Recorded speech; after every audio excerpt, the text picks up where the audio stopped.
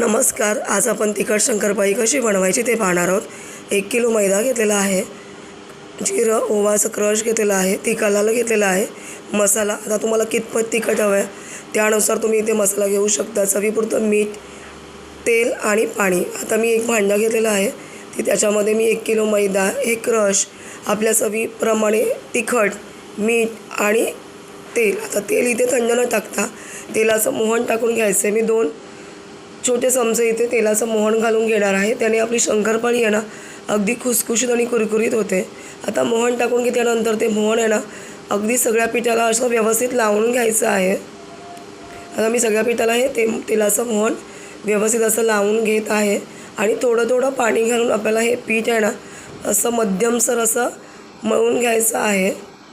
पटकन पाणी घालायचं नाही आहे, अगदी थोडं थोडं असं पाणी घालायचं आहे, जेणेकरून आपली शंकरपाळी आहे ना ती अगदी मस्त होते आणि पीठ पण पातळ होत नाही असं केल्याने. आणि पीठ मळून झाल्यानंतर हे पीठ आहे ना आपल्याला एक अर्ध्या तासासाठी रेस्ट करायला ठेवून द्यायचं आहे, की जेणेकरून आपल्या शंकरपाळ्या या छान होतील.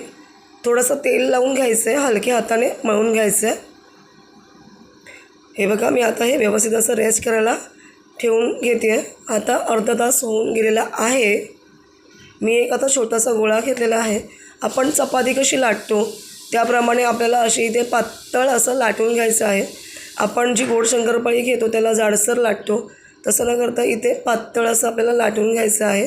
साईडच्या ज्या जाड कडा असतात त्या काढून घ्यायच्या आहेत आणि आपल्याला जशा आकाराचं शंकरपाळी हवी आहे तशा आकार आपण या शंकरपाळीला देऊ शकतो. हे बघा, मी या प्रकारात मी इथे शंकरपाळी चिरण्याच्या साहाय्याने मला ज्या प्रकारात हवी आहे त्या प्रकारात मी काढून घेत आहे. अगदी मस्त आणि कुरकुरीत खुसखुशीत होतात या शंकरपाळ्या. तुम्ही करून बघा ही रेसिपी, पटकन होते. माझ्या मुलांना, नवऱ्याला अगदी आवडते. आम्ही गोड शंकरपाळी जरा कमीच करतो. हे बघा, या अशा एक एक करून आपल्याला या ताटामध्ये काढून घ्यायच्या आहेत. मी तेल गरम करायला ठेवलेलं आहे आणि अगदी मंद गॅसवरती आपल्याला या तळून घ्यायच्या आहेत. अगदी सहज पटकन होणारी अशी रेसिपी आहे. कुरकुरीत खुसखुशीत होतात शंकरपाळ्या.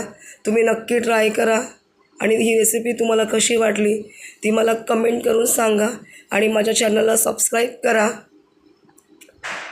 हे बघा, अगदी तळून झालेल्या आहेत आपल्या शंकरपाळ्या. तुम्हाला मी इथे अगदी तोडून दाखवते, पाहू शकता तुम्ही. अगदी खुसखुशीत आणि कुरकुरीत होतात. आता मी लवकरच नवीन व्हिडिओ घेऊन